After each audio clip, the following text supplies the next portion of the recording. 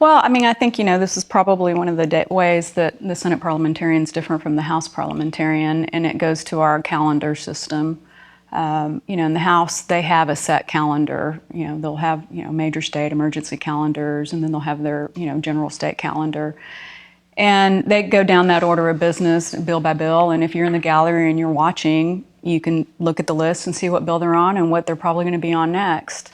And the Senate, because we have, a different calendar, and our calendar has to do more with, has a supermajority requirement in the 2/3 rule or tradition.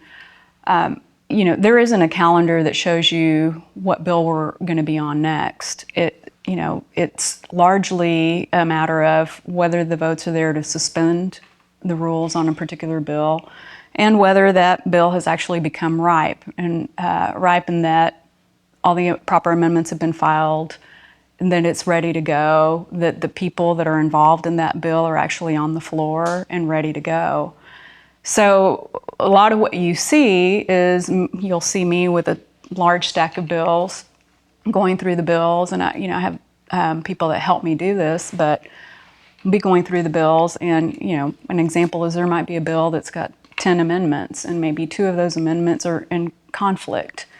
And so part of my job is to avoid a waste of time on a conflict if I can. And so sometimes, we'll have to get members up and, redraft the amendments because, they might be conflict in word only, but not really in policy. And so we have to sort those out. Sometimes you'll get a few amendments that are substantially the same, and to save time, we get the members up and say, okay, Senator X, Senator Y, you have the same exact amendment. Does one of you want to co-author? Or, can we make changes? How do you want to do this? And, 99% of the time, it's worked out before we get to it on the floor. It may be that I've had a senator come up on a bill that's ready to go vote-wise and say, I'm working on an amendment with, these 3 other people and I'm not ready. Can I let you know?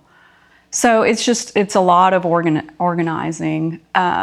The other intriguing thing, probably the most intriguing thing is that there's a tradition in the Senate that if a bill doesn't have the 2/3 to suspend the rules in order to be taken up, the presiding officer won't recognize the author on the bill unless that's there, because you end up in extended debate and then they don't have the votes.